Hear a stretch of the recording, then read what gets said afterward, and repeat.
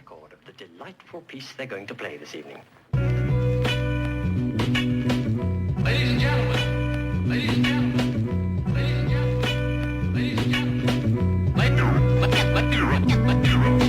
ladies and gentlemen, ladies and gentlemen, ladies and gentlemen, ladies and gentlemen, your attention, please, attention, please, attention, please. And now the moment we've been waiting for is here.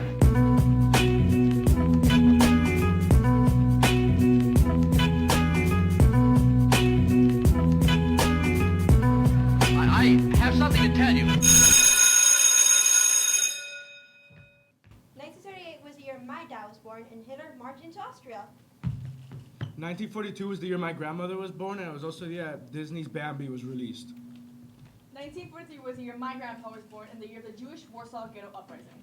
1945 was the year my grandma was born and the end of World War II. 1946 was the year my grandpa was born and was also the year AT&T released the first car phone. Whoa, you went that way. 1948 was the year my great-grandmother gave her daughter the family jewel, and also the same year the World Health Organization was formed by the UN. In 1949, my grandmother was born, and it was also the year the Soviet Union detonated the first atomic bomb. 1957 was the year my grandmother was born, and the year the Sputnik orbited the Earth. 1965 was the year my mother was born, and the same year the Voting Rights Act of 1965 was enacted.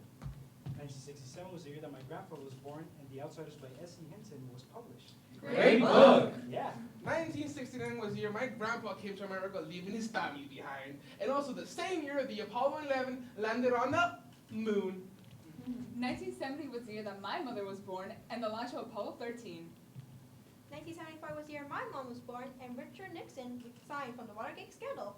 1975 was the year my father was born and the hit movie Jaws hit theaters.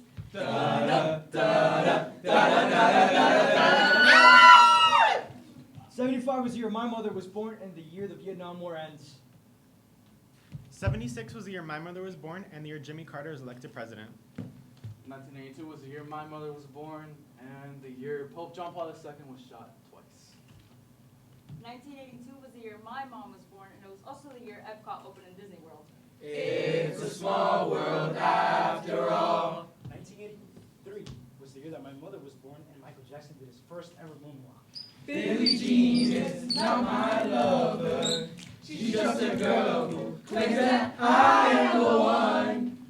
1995 was the year my oldest sister was born, and it was also the year that Pixar's Toy Story was released.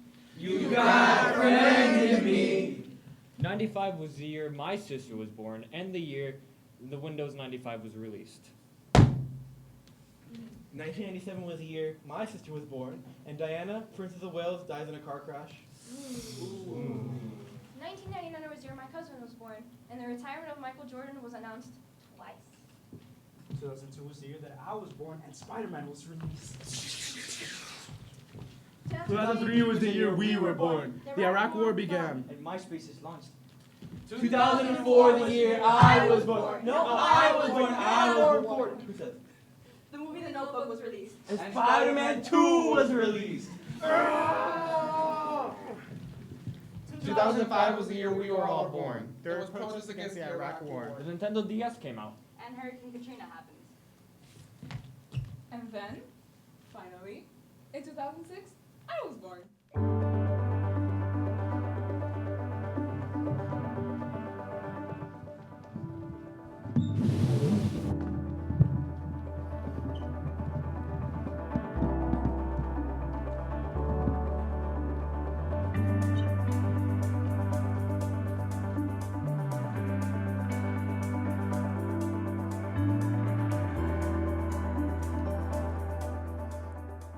Knowing where I have come from, I know where I'm going. Knowing where I come from, I can understand who I am. The past tells me how to move forward, carrying stories and lessons for the future. We have so many questions about our future. That can only be answered knowing the past.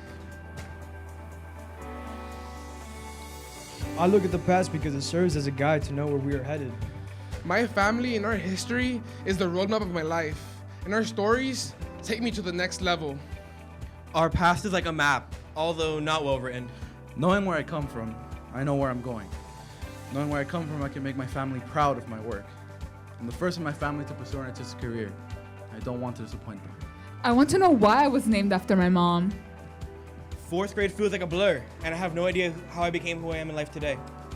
I want to investigate what happened to my grandma. Between 2004 and 2009, I lived in Peru before ever living in the US. What was it like to live there?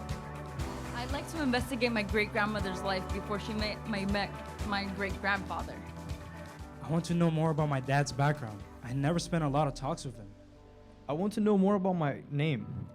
I have the same name as my father, but I want to know where it came from. Who chose it? I want to investigate how my middle school years changed me. If I had gone to a different middle school, would life be different today? How did I end up wearing glasses? One day I just woke up and put on glasses. I want to know where my friend went. What is she doing now? We drifted away. If I had gone to a different middle school, would I still be the same person? What if I never found drama club? Why was I so hell-bent on trying to be cool? Why did I care how people saw me? Why did I put myself before others? We have so many questions about the future. That can only be answered knowing the past.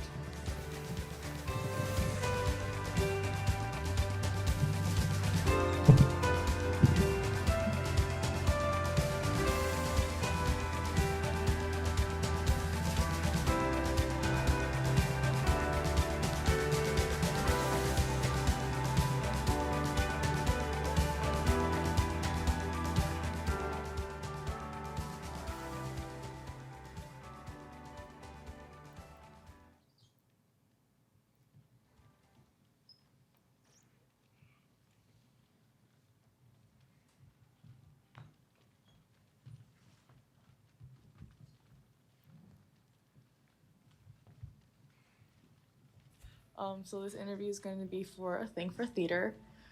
They're gonna make a little thing out of it. Not 100% sure what, but I'll find out. Ok, mami, te voy a hacer la primera pregunta.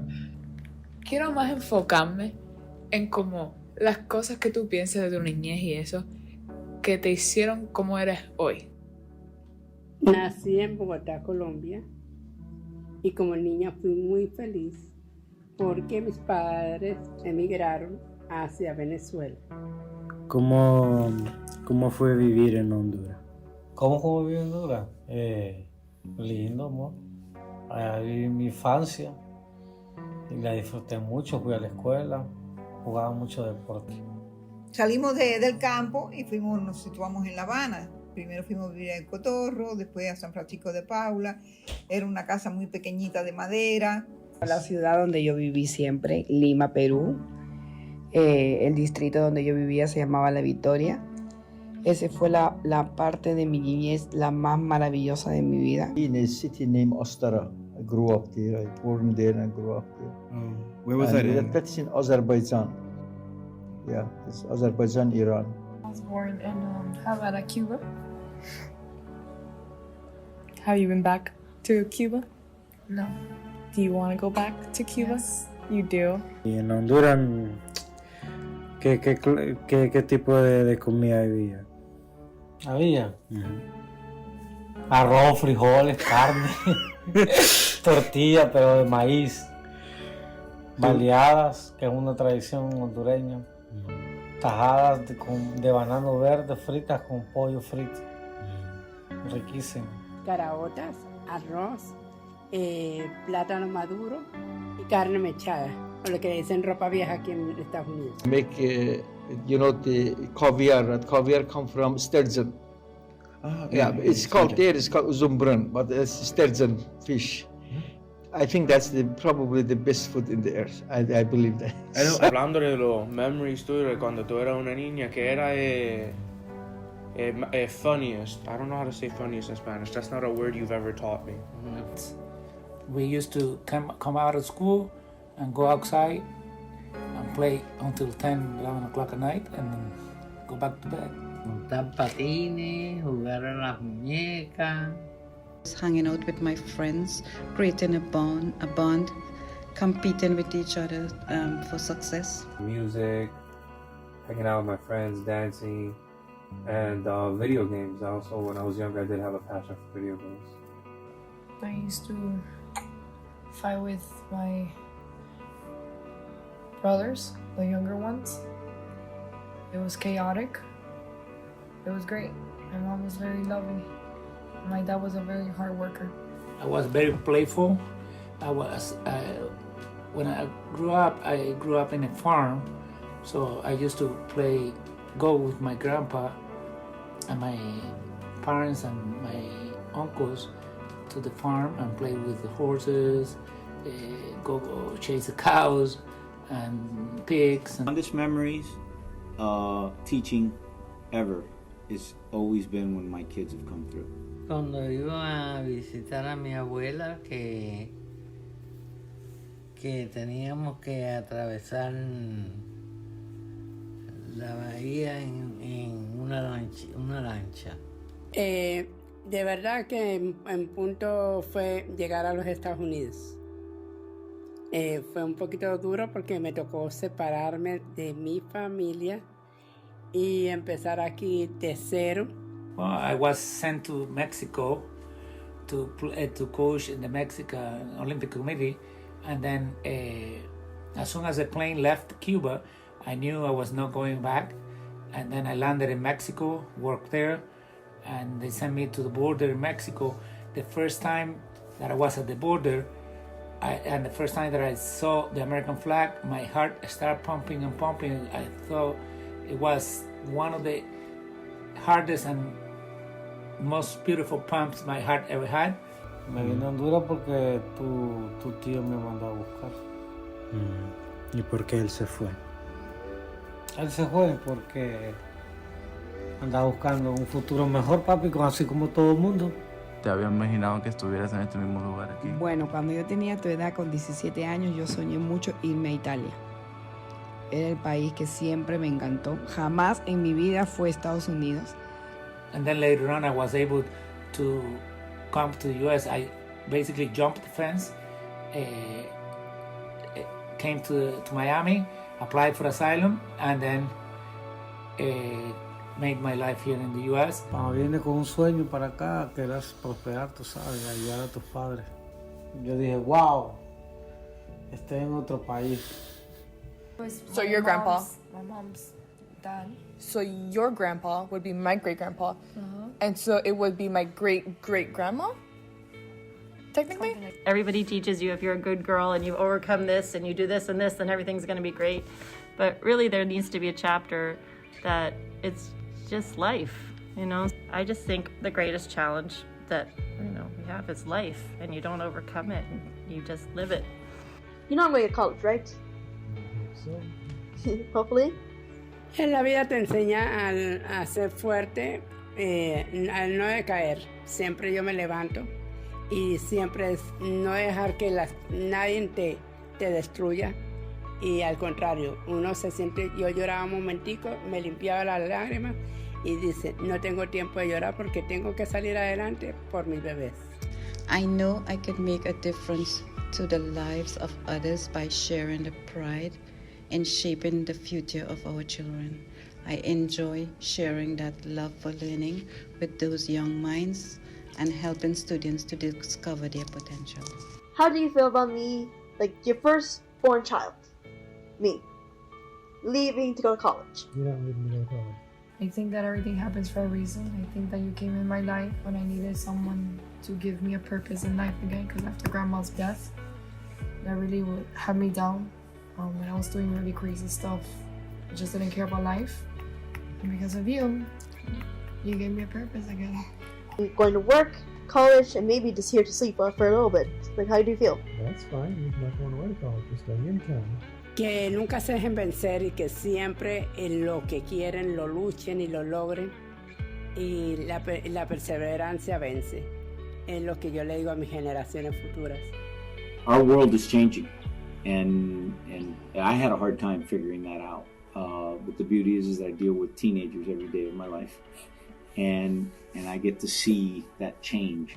What if I do go away? Like, what if I get a good scholarship to go over there? What if? It's like, what if? And I'll cry myself to sleep every night. Always having a passion of what you do, anything you do in life.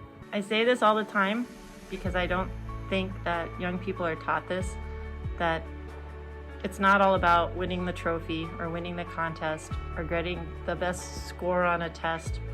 I always try to tell people you're so much more than a number, and who you are as a person will bring you much more joy in your life than competing for something all the time. Y ya, a ponerse metas y salir adelante.